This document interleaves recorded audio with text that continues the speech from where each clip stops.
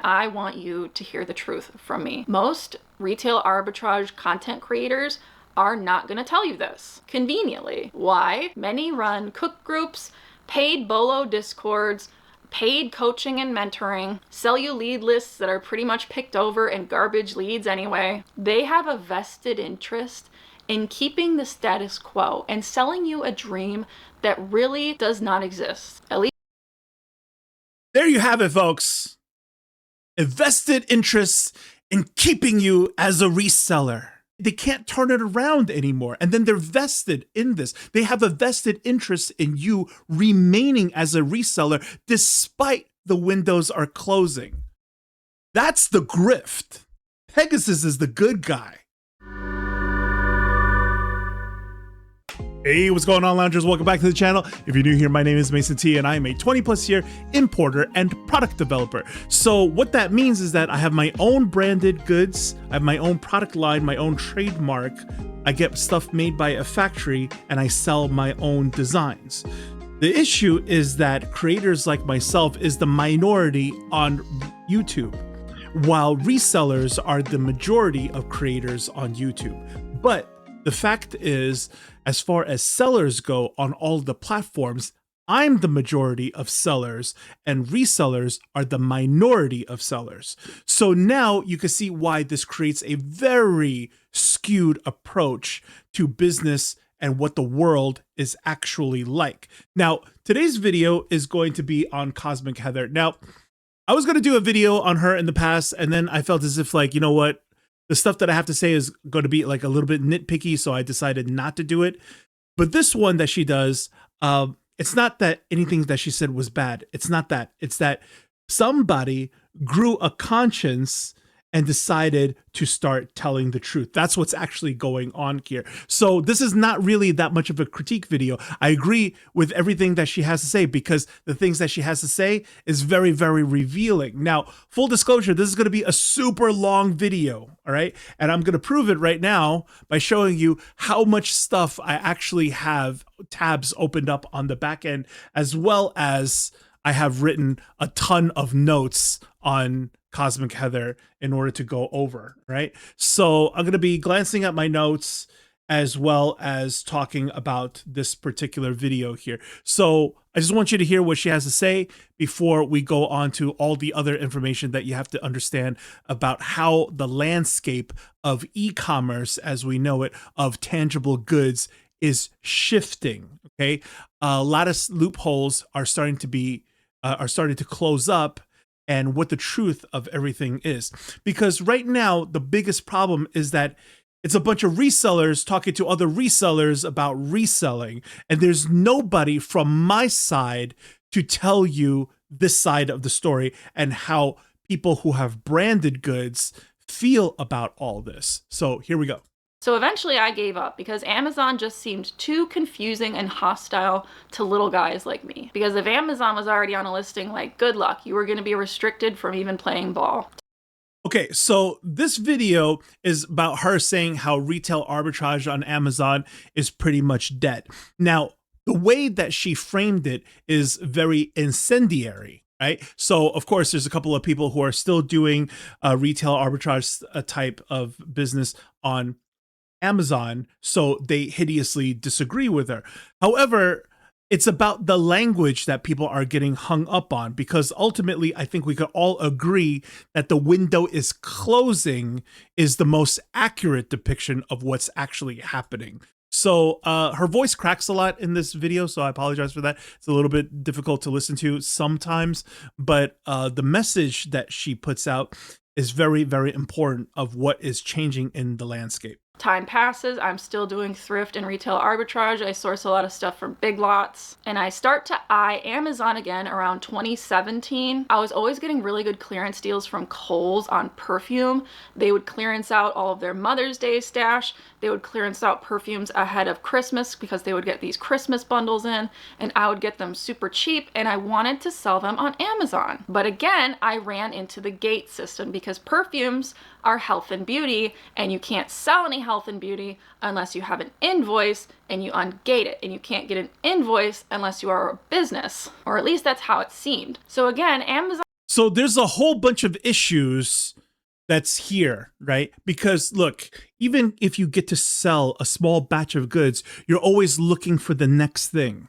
You're always looking for the next hustle. That's what the problem is. There's no success retention in what you're doing because this type of activity doesn't compound. And now, finally, the gates are closing as far as invoicing and having, the permission from the original manufacturer to sell their stuff, to piggyback it off of their listings.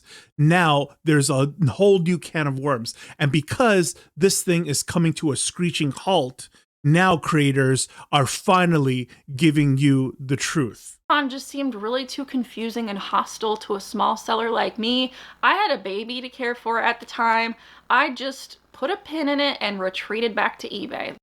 I don't mean to sound, harsh about this, but you will hear that there is a lot of little guy entitlement in this video, right? How is the little guy supposed to compete? I should get some, I should have this, and they should allow us to, a whole bunch of like, they should, right? When really the issue is that everybody else who is on Amazon, including Amazon themselves, are traditional businesses, and traditional businesses want to work with traditional businesses. There's a reason for this, because that is what's actually legit.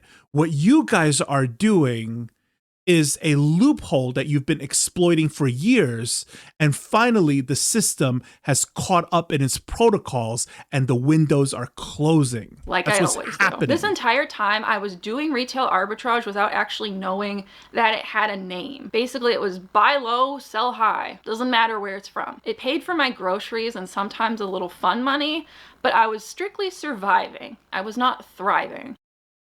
Keep that in mind, okay? So she was doing this from like 2014, then 2017. It is now 2025. It has never been thriving. It has never been thriving, okay? This is some fun money, some extra. She said it right here. So that's the truth. After all these years of promoting the hustle, that's all it really is. You should have just been spending your time either going back to school and getting a career or building a business. That's the thing that's people really need to understand about what's happening here, right? The whole thing is a hustle. Later on, we're going to be talking about Reezy Resells, where his motto is follow the hustle. You should be building a business. Now, I want to make this very, very clear that everybody says, well, you got to treat it like a business. No, guys, you got to do more than just treat it like a business. Your business has to be buildable from the get-go, because reselling is not scalable. Josh Galt taught us that, and everybody agreed with that. But yet he gets to say it, but I don't get to say it. So when I told you that this is not scalable, and Tech and Sports told you to race to scale, oh, that's cool. But then finally, when Josh says, no, it is absolutely not scalable, and that is a hill that he will die on, oh, everybody's in like 100% agreement. Well said. You showed Pegasus. It's like we agree on the exact same thing, and you agree with me by extension. You just don't like it when I say it. And then after a car accident in 2019, which I was the passenger in, Ooh, I sorry about decided that. no more excuses. I was going to find a way to make this work. I felt deeply that I had the makings to make this work. I created my Instagram. That is the problem, right? I'm going to make this hustle work. Why is it called a hustle? Why do we call it that? It's a grind. Why do you call it a grind? You see what I'm saying? Everybody who is successful in what they're doing, when there is mastery in what they're doing, nobody calls it a grind. Account. My very first post on Instagram was a retail arbitrage bolo. I plugged myself into the community because I wanted to share and be shared with. I saw other sellers not only surviving, but thriving and making Amazon look easy. So I formed my LLC. Valid wholesale suppliers would finally sell to me. Time out over here. I'm going to show you the thriving portion right now, right? So we got to play this a couple of times. Number one, you got Reezy Resells, right?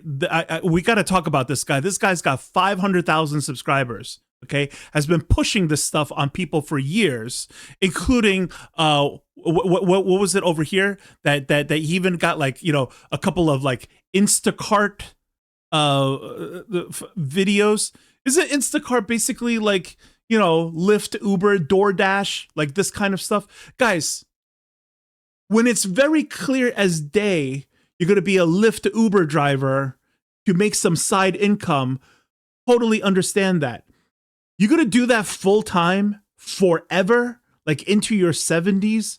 No. And the numbers become so much more transparent. When people start throwing out, they made millions of dollars, et cetera, et cetera. Yeah, but they didn't keep millions of dollars. That's not the cut that they actually get. And this is why, you know, door dashing and Lyft is far less glamorous, because what do you do with a DoorDash sale? You make like $5, $8, depending on what it is. When you do a Uber or a Lyft, what did they show you that they made? They showed you that they made anywhere between $5, $8, $12, depending on what it is. What does Uber make? What does DoorDash actually make? So when you use that revenue number, that's what gets into, like, you know, the 6 and 7 figures. So now what? You're a 7-figure Uber driver? Come on. That's where the grift actually is. All of these hustle channels is what the grift actually is, because they're all sunken cost channels. What do I mean by this? They've been talking about it so long, they can't turn around anymore. And now they have no choice but to actually do that. And I'll show you what I mean right here. On Reezy's videos, he's been pushing this on people for years. And now finally, what is this? Him going to an Alibaba convention. What does that mean? You go straight to the manufacturer distributors, because that's the only way you could get legit goods now. You can't get the products anymore. And even if you can get the products, you're being gated from selling it. So now there's only one path forward.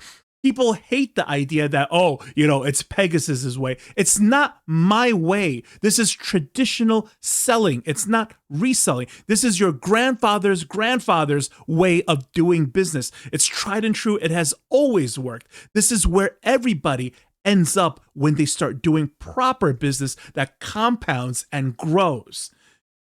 Reselling or whatever, it's just a hustle at the end of the day, and it's going to drain you of your life. Now he's also pushing what? This thing, right? AIP, Amazon Influencer Program. You know how hard it is to be an Amazon, just go from nothing into an Amazon influencer program? Yeah, he could do it because he has 450,000 subscribers. He has 500,000 subscribers. What do you have? And then he's going to go ahead and make videos on this stuff. Oh, look at this. This is ridiculous what's going on. I gotta play. You know what else is ridiculous? MSNBC, CNBC make it. CNBC always pushes a whole bunch of nonsense, okay? If you guys want to see me do a breakdown of the tech and sports one on CNBC, that thing was a complete joke.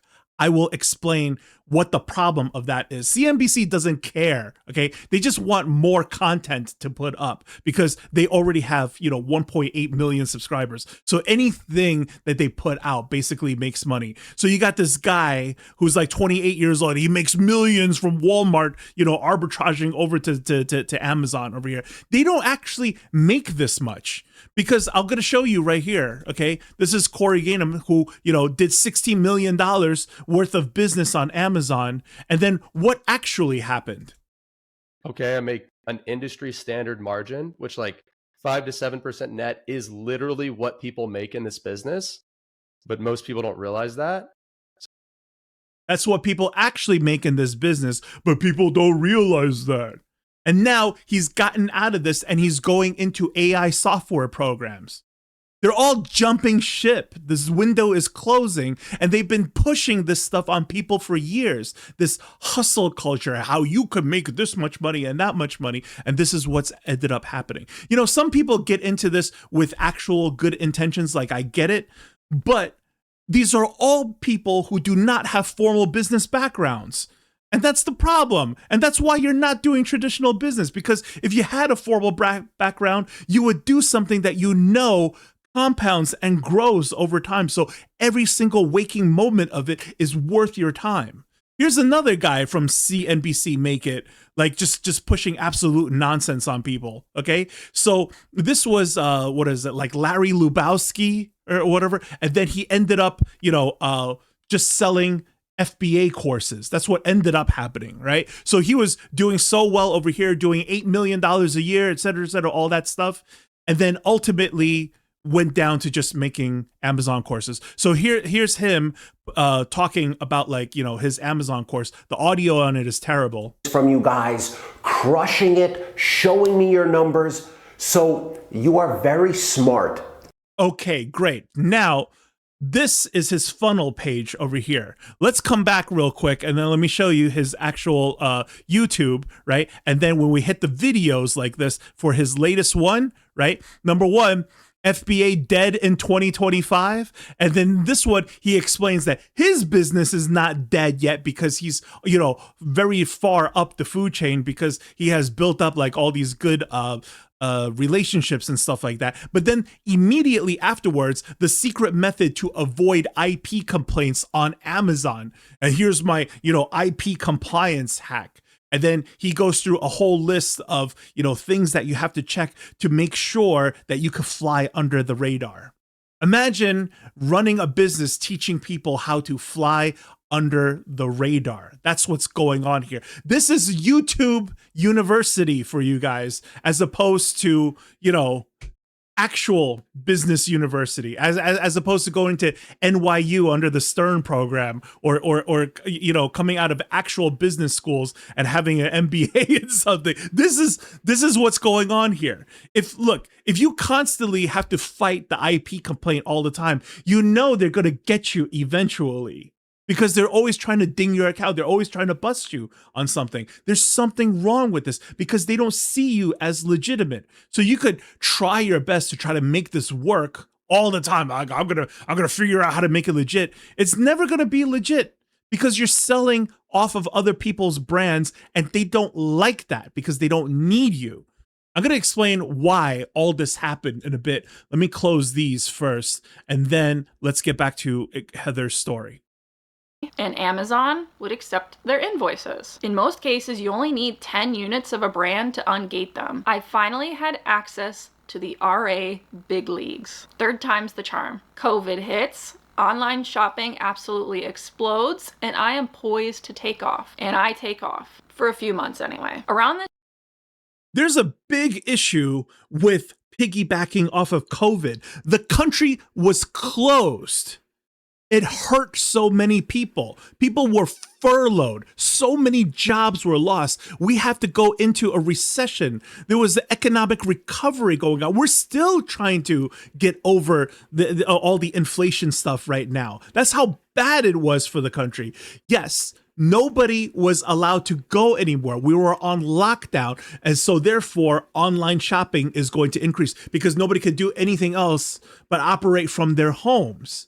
Yes, you're going to get a little bit boost in that, but it couldn't have lasted for long. You can't keep COVID going on. The whole country would have fallen apart because nobody's going back to work anymore. So this is the myopic approach, right? Like, I was on track thanks to COVID. It's like it was a good thing. It was a bad thing overall. Even though there was an initial boost in sales, it would have been terrible for the country in the long run. Don't do the COVID angle. This time, Amazon rolls out their fair pricing policy to weed out anyone they believe is price gouging essential goods. Now, in my opinion, hairsprays and face creams are not essential goods, and I should be able to charge whatever I want for them. But usually, if you waited long enough, those price alerts would drop off and you would finally be able to list your item for the amount you wanted to list it for. For about 4 years, life was good. The ungates were simple. COVID supply chain shortages meant huge profits if you could find those products locally and put them on Amazon. They let you slide because of the shortages. Because so many things over at the Long Beach port was being blocked off, right? There was a whole bunch of Canadian trucker issues. There were so many issues at the time, right? I had a couple of shipments that was stuck at the ports for, I think, something like 3 months. I couldn't get my hands on it under Biden. So it was bad. It was bad times for everybody, right? As far as restaurants were concerned, a lot of restaurants closed. Many chains are not opened anymore. The buffets in many hotels and casinos has never came back afterwards, right? The country was never the same after COVID. So COVID was one of the worst things that ever happened to this country. So, you know, to try to build a business model off of it, you know, it's just not viable. It was never viable. That's the problem. And you guys pushed it for years until 2025, the end of 2025. Now the truth is all coming out. RA sellers absolutely feasted during this time. But by late 2024, the price alerts had really become a nuisance. Some products were actually selling for more on eBay because Amazon would lock down the price for no reason. This was especially true on very high demand, older discontinued products, you know, the stuff that had been off the market for 1 to 2 years. It's like, fine, you want me to sell those little diamonds in the rough on eBay, I will do it. But more often than not, Amazon was the preferred marketplace because you could sell items for a higher price, you could sell more of them, and you can sell through them faster. Why would you want to sell something for $30 on eBay when you can sell it for $60 on Amazon and sell twice as many in the same time frame? But at least eBay still existed as an option when Amazon didn't want to play fair. But this was the beginning of the end for the buy and hold market, which is the practice of buying a product as soon as it's discontinued in hopes that the product will increase in price and you can sell it for more later. And this was because there was no guarantee that you'd be able to sell it for more later because of the price alerts. Again, another terrible model because you have to buy it, hold on to it. Hopefully you have the free parking in order to do this, which is why, you know, a lot of resellers build an extra shed in their backyard, right? One of the Thrift Boss videos showed this, where he bought some stuff that was, you know, out of season to hold on to it until the season came around so that he could sell it then. This is a business model based off of free parking. It's not good advice. And if you thought price alerts were bad, it got so much worse. Because in early 2025, we had what I dubbed brand apocalypse. Amazon decided to lock down access to many common brands I had already paid to ungate myself in. Amazon basically said, oh, 10 units? Too simple. How about 200 to 400 units? And if you can't provide supply chain documentation all the way back to the manufacturer, don't even try. This is what they're trying to actually tell you. Be a manufacturer, right? Manufacturer doesn't mean factory. It means you control the whole supply chain all the way to the top. So at best, what happens is that Amazon will ask me for an invoice, and then I show them my factory invoice and my import or my bill of lading, and that's it. It's done because I control the brand. It's my trademark. It's my registry. I'm the verified rights owner, not you. So I pass very, very easily with no problems, and they never bug me again afterwards. I do it once, that's it. They're just skeptical. Do you have actual product on hand? And that's it. But when you're selling other people's brands, this is very different. This is very, very different. I'll tell you why this is happening right now, okay? Because Amazon destroyed all the BCD malls across America. We're not talking about like, you know, Mall of America in, what is it, like Minnesota, or like, you know, Fashion Show Mall in Las Vegas, like all the big malls like across the United States, right? The Westfields in California. So it's not really so much those. It's those BCD slightly smaller malls, a lot of strip malls. Everything is getting destroyed by Amazon because people don't shop there anymore. So now what? You destroyed all of the local sales channels for all of the big brands. It could be Under Armour, Nike, Sony, all sorts of, you know, brands out there. So now they all partner with Amazon. And because they built up their brands over time, they created their own hype. They don't need you to sell on Amazon alongside of them. So all this complaint now becomes entitlement.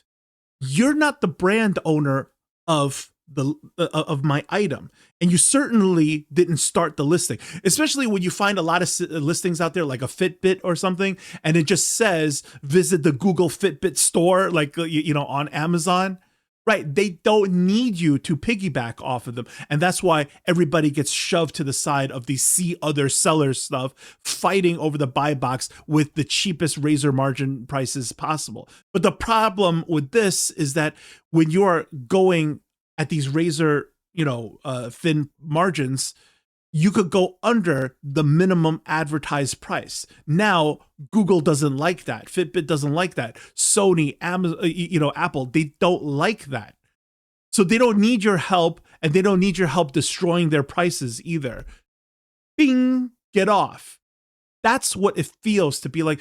Guys, you gotta put yourself in the shoes of the brand name. If you had your own brand and then some bunch of people came over to hijack your listing with fallout items that were sold en masse to the public, you wouldn't like it either. That meant massive investments just to get every single brand back. And in many cases, 40 times more expensive. Disgusted, but determined, I decided to play along. I went back to my most trusted wholesale supplier. They've been in business a long time. They only deal with businesses, and they carried most of the brands I wanted. But the problem is, why are you disgusted?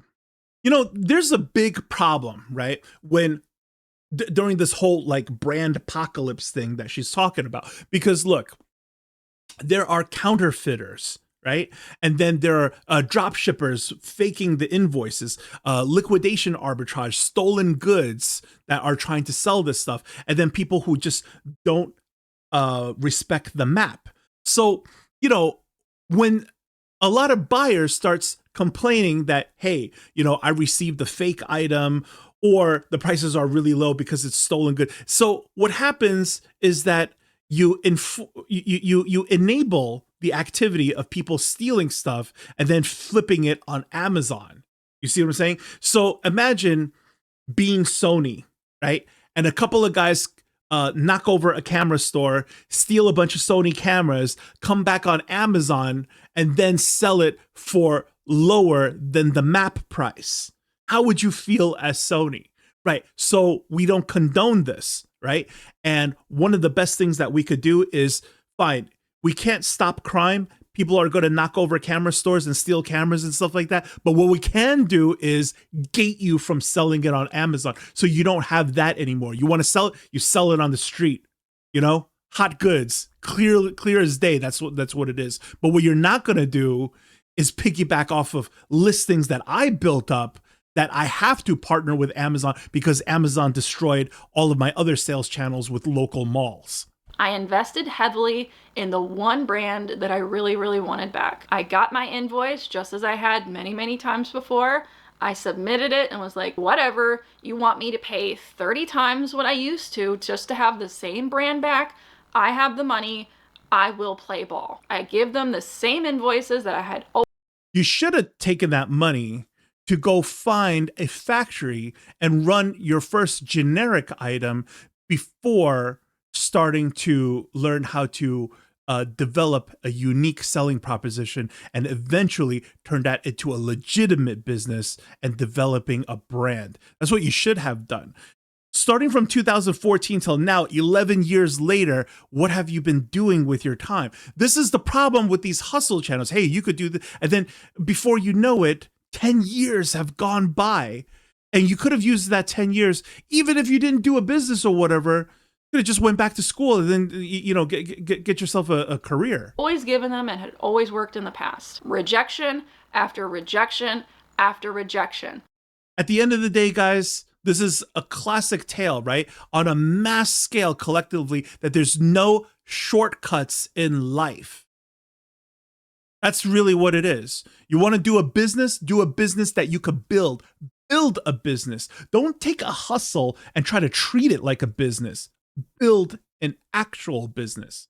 I know this sounds like, I get a pushback comment every now and then. It's just like, hey, why are you working at McDonald's on the fryer later where you could just be a doctor?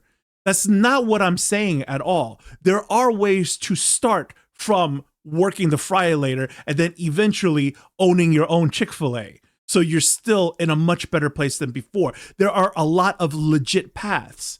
But everybody who's doing this hustle stuff, they just don't want to put in the initial groundwork. Yes, I highlighted and annotated. Yes, I flipped it upside down. Yes, I submitted backing documents like credit card statements and shipping to prove that I had paid for the items and received the items. But you're willing to put so much effort into that, but not take the legitimate path that could scale and scale exponentially, and you would be in a far more comfortable spot. This is the dissonance. You see what I'm saying? Like, no, I refuse to do that. I want to do things, the hustle way that doesn't compound, that doesn't grow, and I put all this effort into it just to have everything blow up in my face afterwards. This is what's so bad again, everything that she says, 100% I believe her. Nothing I did mattered. And I was far from alone in this. You can search the Amazon seller forums for so many instances of people being like, why aren't my invoices working? And the Amazon seller forums are absolute trash. If you didn't know, the people on there will just parrot, well, you need a letter of authorization. You need a letter of authorization. Okay, Amazon does not require a letter of authorization. They require an invoice, but they're not taking the invoices. Amazon will just send it back to you saying, this invoice does not. In order to have the best selling ecosystem, imagine having a website filled with authorized sellers so that we could guarantee authenticity and quality of the products that we purchase on Amazon. Is that not better for any business in the long run?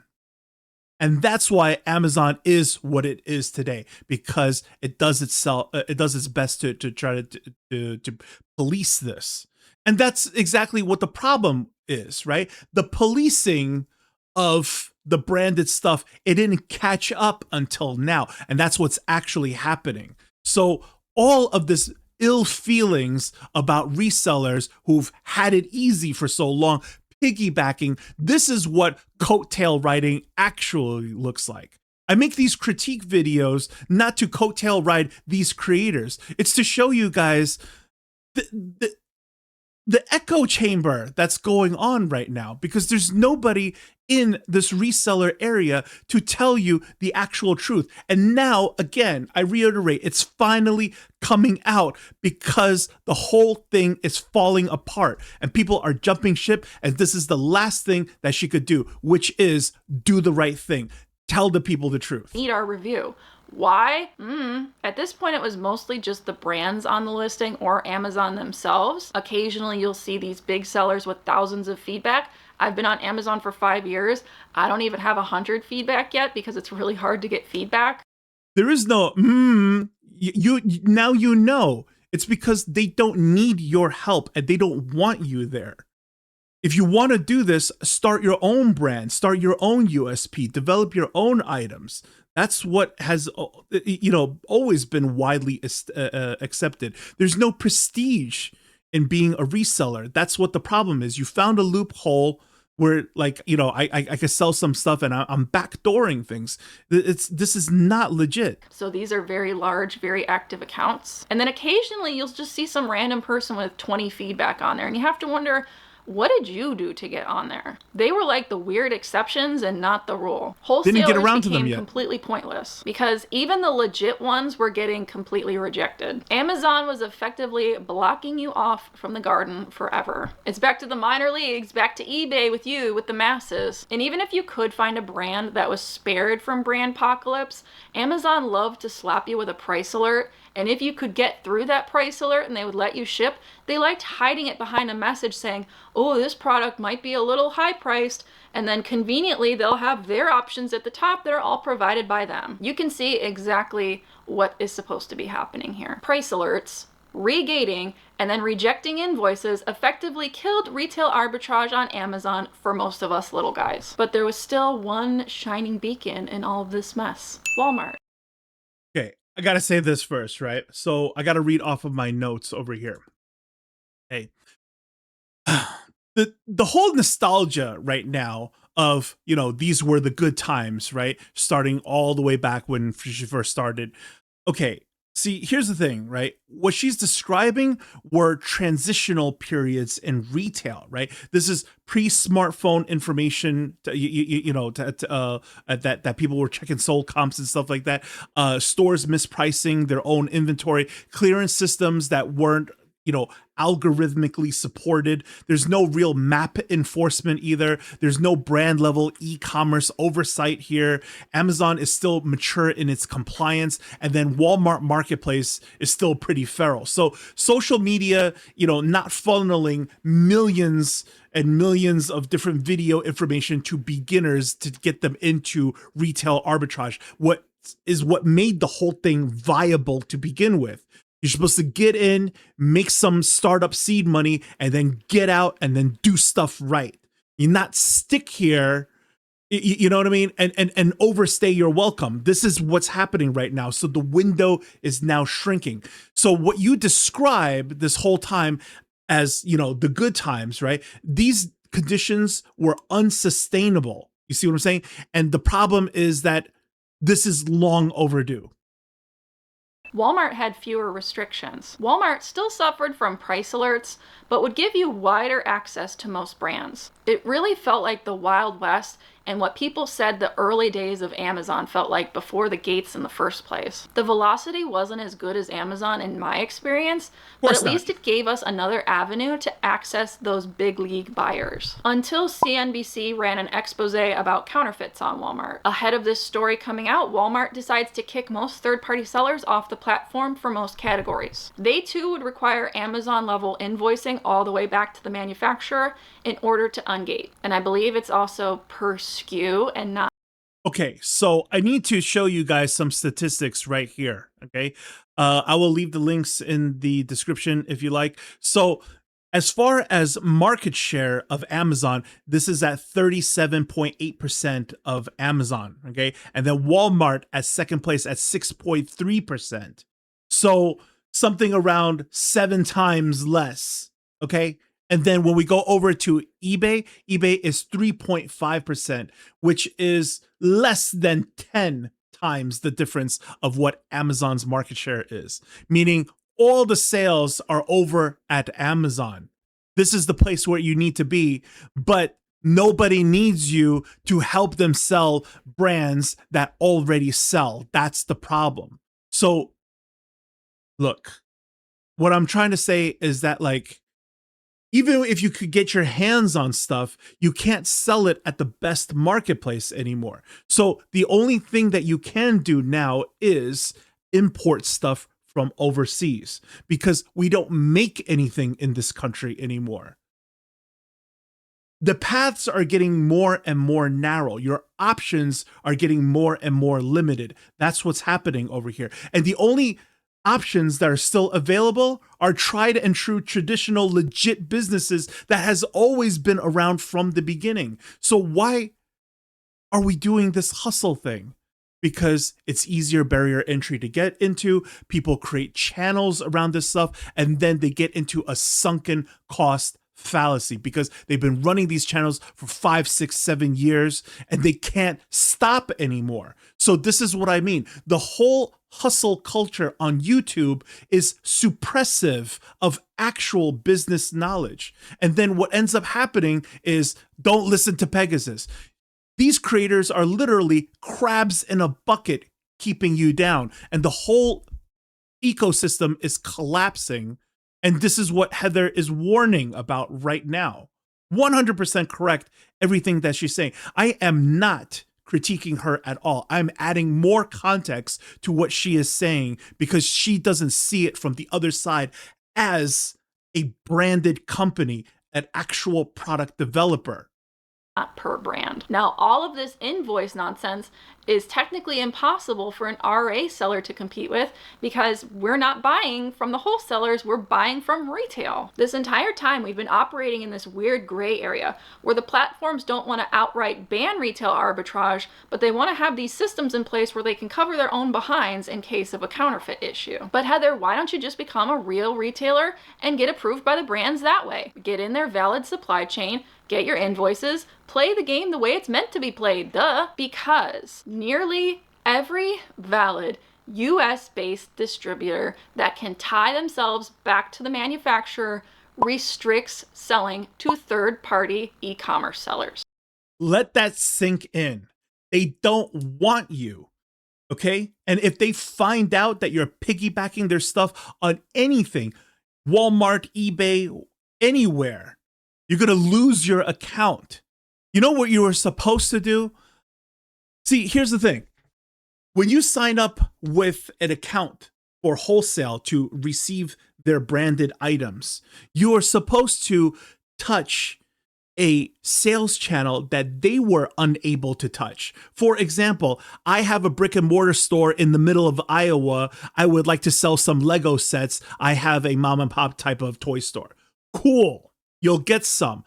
We'll start you off with 10 or 20 sets of whatever models that you're looking for, et cetera, et cetera. And then you sneaky sell it on Amazon.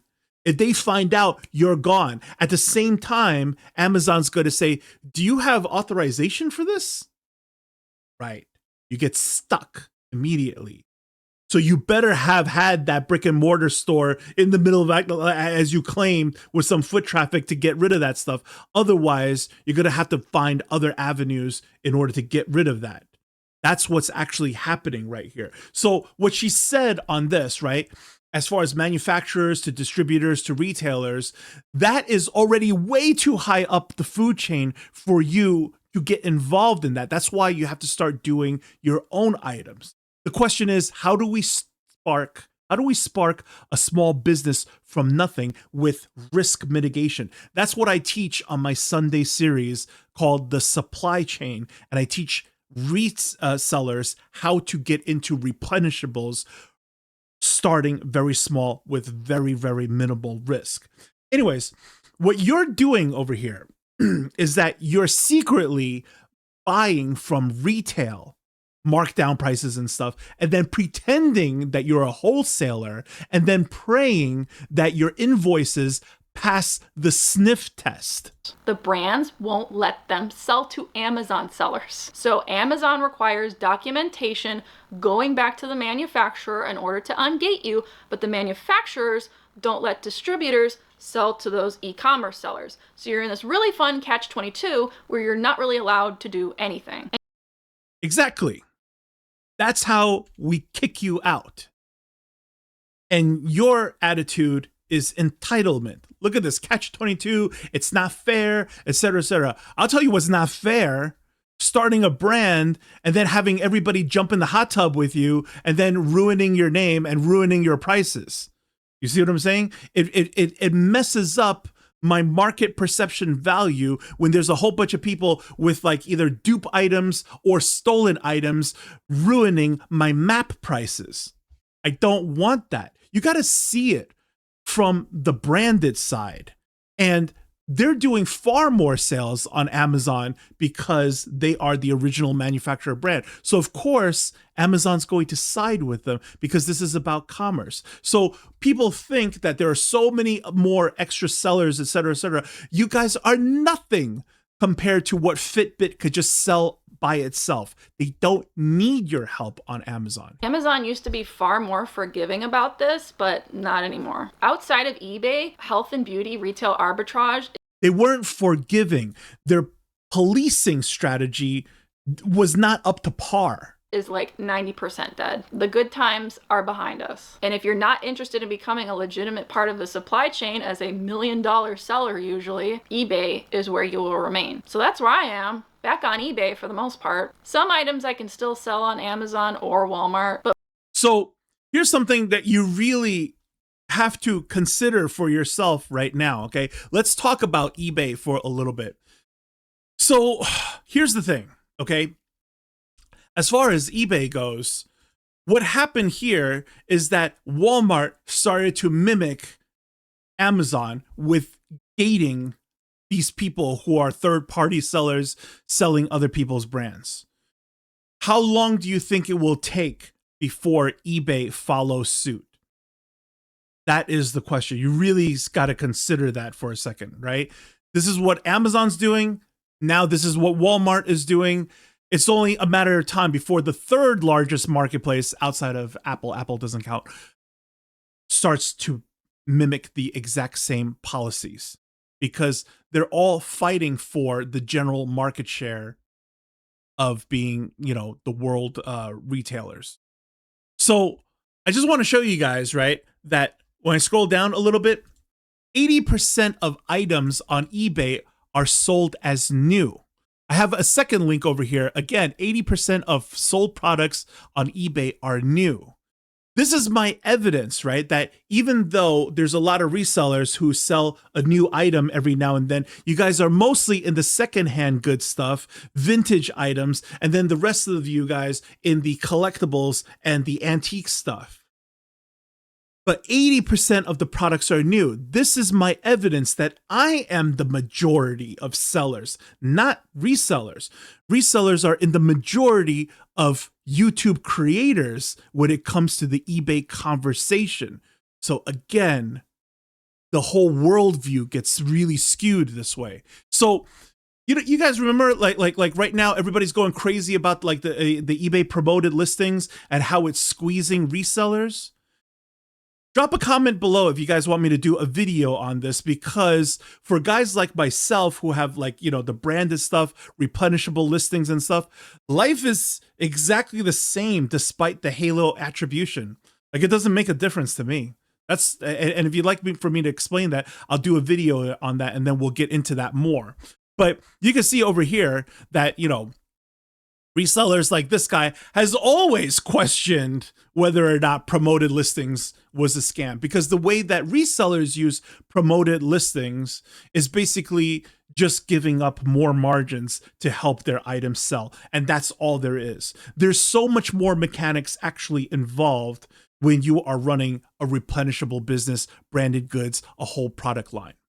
So the worldview is so skewed, right? That you got this guy, right, talking about like, hey, eBay, watch this, listen to us, you're messing up your sellers, et cetera, right? And then there was another guy over here, I can't, oh, right, who was even calling for a boycott. Resellers turn off eBay promoted listings now, right? And then you got Rally Roots over here, right, who's saying, why eBay, why are you doing this, right? Millennial Prophet also talking about like promoted listings are a scam, et cetera. And then, of course, John, who's always calling everybody a grifter, right, that this is another money grab. That's not what's happening. Okay. Justin even did a very good video on the promoted listings explaining the attribution and what's actually happening. But for other channels who are just talking about like, hey, watch this, you're messing up your sellers, et cetera, you guys are not the majority of sellers that eBay cares about. That's what it is. So you think it's a money grab, but actually it's more like house cleaning. That's what's actually going on. There's also this other video here from Primetime Treasure Hunter, if you guys want me to do a video on this one as well, where he talked about how he used the eBay's promoted pay-per-click system and basically made $0, right? And the things that he has to say. His understanding of this is very, very accurate. And the things that he had to say was very good, except you guys need the perspective of what branded stores, themed stores, people with product lines, you need their perspective to understand how the mechanics of this stuff actually works and why it's not a cash grab. It's not a scam. Only resellers see it this way because, again, the myopic approach is just resellers talking to resellers about reselling, and that is 100% of the eBay conversation on YouTube, and that is the problem. Let's come back to what Heather has to say over here. But my sales are down literally 70% year over year. You can literally see my sales fall off a cliff when brand apocalypse happens. I don't believe this is ever going to change, and I want you to hear the truth from me. Most retail arbitrage content creators are not going to tell you this, conveniently. Why? Many run cook groups, paid bolo discords, paid coaching and mentoring, sell you lead lists that are pretty much picked over and garbage leads anyway. They have a vested interest in keeping the status quo and selling you a dream that really does not exist. At least There you have it, folks. A vested interest in keeping you as a reseller. Because they want to sell their bolo lists and their cook groups, right? Tech and Sports wants to continue to sell you his mystery boxes, walk around with his little trolley, right? They're saying that we could do $6.5 million worth of business because one guy walks around a flea market. Are you serious? As if most of the stuff doesn't come in mass wholesale. So he does the B2B business while you do the B2C business, right? And then continue to say, hey, I'm just a reseller like you guys. This is what I mean, right? This is what the grift is. Not everybody is a bad person here, but what Cosmic Heather is saying is 100% true, that they've already sunken way too much investment into their channels and what they're doing and with their gurus and their mentorships and all that stuff, that they can't turn it around anymore. And then they're vested in this. They have a vested interest in you remaining as a reseller despite the windows are closing. That's the grift. Pegasus is the good guy. It's not anymore. They love telling you that it's somehow your fault that you're failing. Oh, we got Joey Jojo from our cook group a Nike ungate with a Target invoice. Never mind the 50 other people in our group we couldn't replicate that with. They want to sell you on these great bolo lists and leads that they're not even able to make money on themselves. Oh, just keep submitting the... You know what's the biggest difference between Heather and I? The biggest difference between Josh Galt and I is that I will name names. I'll tell you who's doing it and who's, perpetuating this nonsense. They're not naming names. So when we say, yeah, there's bad apples and there's bad actors out there, everybody's like, yeah. And then when I say it's this guy, people will say, no. That's really what the biggest difference is. Right? When I show you, yeah, this guy's no good, this guy's no good. Look, they're perpetuating now they're all jumping ship and getting out of it. Reezy is going into Alibaba now, and then Corey Games is going into SaaS, SaaS, excuse me, right? Everybody, and then other people are talking about the AIP stuff. Invoice over and over and over, they'll accept it eventually. There you go. I'm sorry, but if an established seller like me with a business buying legitimate wholesale and has a legitimate wholesale invoice, thousands of sales per year, 6-figure sellers on Amazon, cannot get Amazon to give me these brands, what hope does a newbie have? It's right, because the problem is that neither Amazon nor the original brand is able to vet you for consistently being able to offer the genuine product, respect the map, like all of these things, right? And they don't need your help doing it. So, of course, there's no room for any of you, good apples or bad apples. There's no room for any one of you except to join the ranks and become a product developer. absolutely disgusting and sad to me that people in the community are still selling this dream. Retail arbitrage, as we knew it, is dead. If someone tells you different enthusiastically, follow the money. You'll find the reason why. And some sellers like me do speak up, and I really do appreciate that. The more voices telling people the reality of the situation, the better. But you know what's amazing about Cosmic Heather? Cosmic Heather is not just on YouTube. She's also on TikTok. I follow her TikTok as well. Cosmic Heather knows a lot of stuff about a lot of stuff, like what cup was released what year by Chuck E. Cheese, and therefore which one is worth more money. You know what I mean? Like, she knows like all these things. But had you just put everything into a proper business degree, You would be thriving so well. That's what's so crazy about this, right? We're gonna put all of our knowledge to learning like these brands and all this other stuff that we just don't ever do proper business. But when you think about all of the efforts, the time, the knowledge that you've accrued over time, could have just put that into proper business mechanics and be well off. That's what it is. Okay. Now there's a lot of horror stories out there, right? That people, they did this and then they lost their money. Those are all people who got way too ahead of themselves and was trying items and dumping way too much investment into assumptions. You have to learn how to get a minimum value proposition. You have to learn how to get answers for free. You have to learn how to get answers at very, very low cost.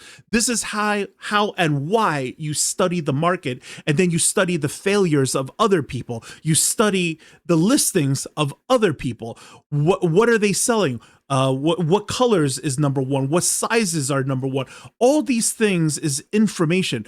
When you look at people's customer feedbacks, all of this is information, and they don't do that. So I'm going to end up doing a video follow-up on Reezy Resells where Reezy talks about his failure. And it's basically going to be this video that we're going to jump into. So let me get him real quick and show you guys. So Reezy Resells, right? This is one of the most egregious videos I've ever seen. Like everything that's being pushed onto it, right, is, pulls at your heartstrings that he tried this and he's like trying to tell other people like what happened to him. But this one, right, the truth about private label, how I lost 4K selling.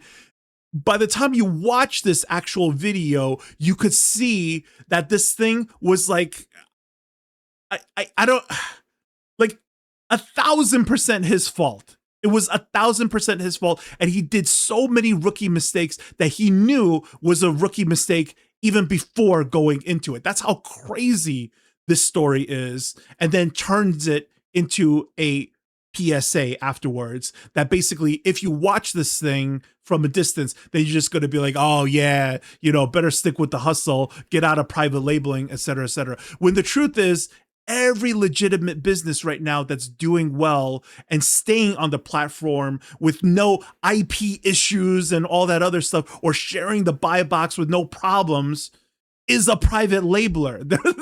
That's what's so crazy about it. People who are crying about this stuff are simply because I don't know how to get into private label safely. And that's what I teach on Sundays on the supply chain.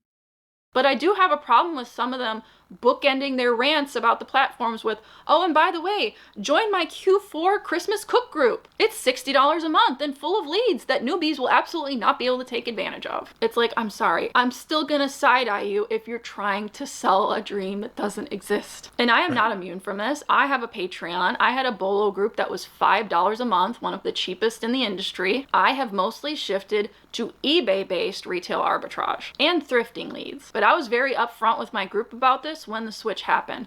I told them there was no way the old way of doing things was sustainable.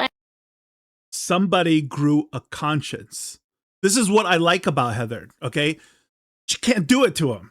She can't, because clearly she has a vested interest to keep this going on, keep the hype going on. And she chose not to. And she did this video to expose the actual truth because, again, the window's closed anymore. And if they didn't want to be members anymore, I completely understood. I had to watch so many of my members close their Amazon stores because it just stopped working. It stopped being a viable place to sell things. Ask real sellers who are not trying to sell you something if they had their best year ever on Amazon. Forget about the Amazon store closing. The channels are closing. That's how ridiculous this is. Get out. I doubt anyone's going to say yes. It was not a great year for this business model. My only hope is that these platforms see how much revenue they lost by kicking so many sellers out. But my guess is they're not going to change anything because platforms rarely roll back these levels of restrictions. So what is the root cause of all this? I think there's like a few. Counterfeiting was the main one. Brands didn't like not having complete control over their supply chain. I like the list that she goes through right here, because now she is speaking with a certain empathy for my side, the brand itself, what we don't like and why this needs to happen.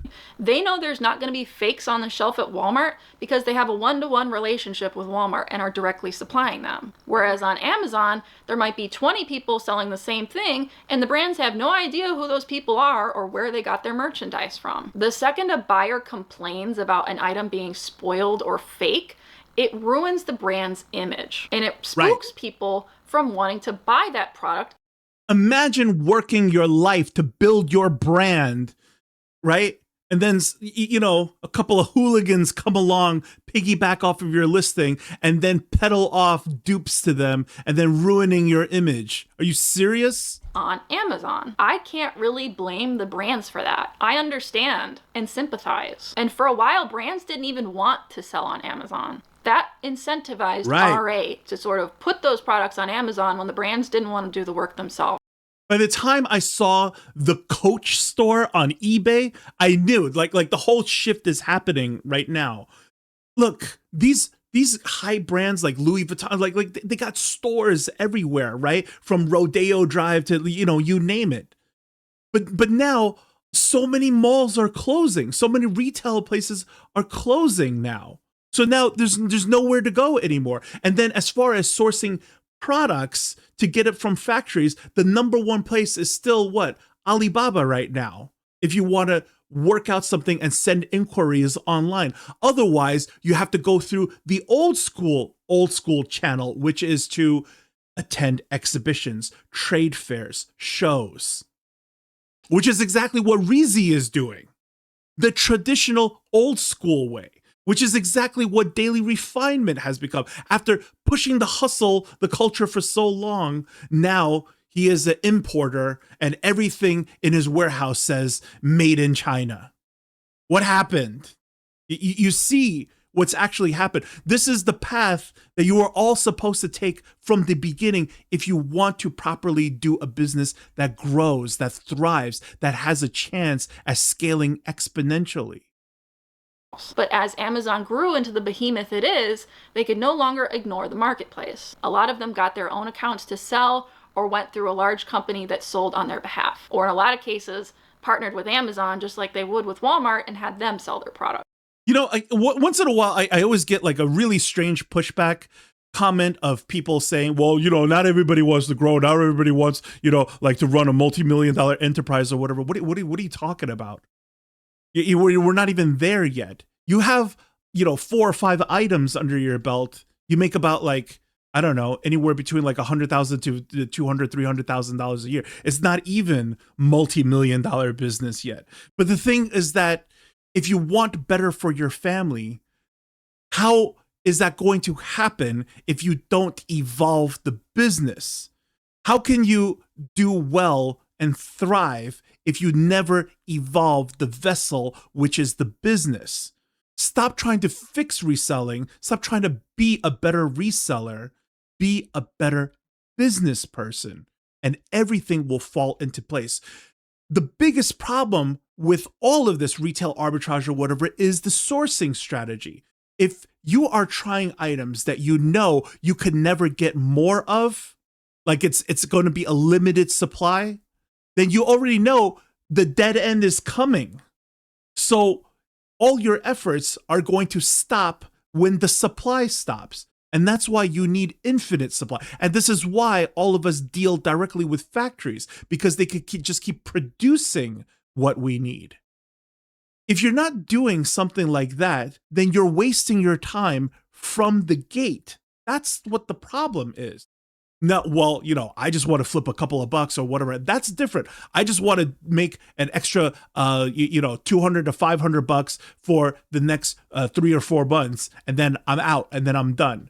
Yeah, understandable. You could have also, did some DoorDash or Uber or whatever. You could have did that too, instead of get into this and then do it for the next 20 years and then turn around and then realize, wow, my business is really not worth anything other than pennies on the dollar for the rest of my goods should I ever sell the business? There's no equity here. You didn't build any brands. You didn't build any following. There's not people, who really want your stuff. You're not, sugar Coca-Cola, stuff like that. Like a lot of the brands that she was saying. This kind of displaces the need for Never most developed retail anything. arbitrage. The second reason, I think, is the rise of crime rings and fencing stolen goods. Oof. Again, brands don't like having to compete with somebody whose buy cost was zero. This is not a problem that is unique to Amazon, though. The third reason is people like me making videos about retail arbitrage and showing just how much income could be generated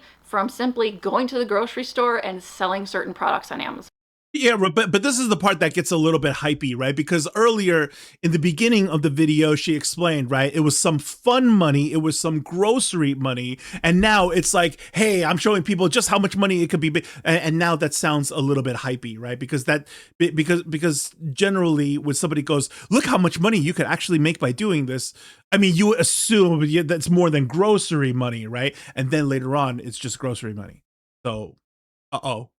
Established vendors in the supply chain are usually bound by MAP agreements, minimum advertised prices, right, and minimum order quantities, and they don't like dealing with people like me who operate outside those fences. It's not fair to them, and you'd be crazy to think they weren't complaining about the proliferation of people like me. And because of videos like mine and from other creators, it really popularized Amazon sellers for the small guys like you and me. This brought in a ton of new and relatively inexperienced buyers to the platform, and all it takes is one bad apple to spoil the bunch. So for that, all I can do is apologize. I really No. It's not a couple of bad apples to spoil it for the bunch, okay? See, again, think about it. All the BCD malls and a lot of sales channels has closed around the country. And when COVID hit, it definitely shut down a lot of stores because you're not essential. So what happens here? Even if there weren't people stealing stuff, even if there weren't people duping stuff and selling counterfeits and stuff, right? The sales channels are still now limited, forcing the original manufacturer to have no choice but to start up their own Under Armour, Nike, Sony partner store on Amazon. And if they're going to just be selling direct like that, then they don't need other people. That's what it is. And if they sell it themselves, then they can guarantee authenticity. And that's good for both the brand itself as well as Amazon, because Amazon wants that trust that, like, look, when you buy Under Armour from Amazon, you get Under Armour directly from Under Armour. And our Under Armour wants that as well. When you buy on Amazon, you're going to receive, the legit, genuine stuff. It's mutual. It's symbiotic. But now there's a bunch of third-party people, like, jumping into the hot tub. What are you guys doing here? That's what's happening. Wanted to bring people up the ladder with me rather than pull the ladder up after me. I just wanted to help people, but it's still a valid reason that I had to acknowledge. So I've presented my evidence that retail arbitrage as we knew it. But now when we really think about it, right? Now that you understand what's actually happening in this space, you are a party crasher. And then you try to, bring up the ladder and then have everybody else join you crashing the party. That's what's happening right now. And now you're all of you who don't belong here are being ushered out. That's what's happening. Now your only chance is to become an importer so that you are a legit business, and now you will become an invited guest onto the Amazon platform where most of the sales are. There's no way around it anymore. Is dead. You don't have to agree. If you're killing it, that's fine. You clearly have a system that still works, and that's great. I respect that. I still find retail arbitrage deals, and I can still sell stuff on Amazon and Walmart, but my sales are off a cliff. So it's not entirely dead, technically. It's just a shell of its former self. And everybody needs to decide that for themselves, right? Like, what constitutes as dead, right? totally understand what she means over here. But if we're going to be very accurate with our words, the issue is what? The window's closing, and it's closing very fast to the point where your gurus are jumping ship. What do you think you should do?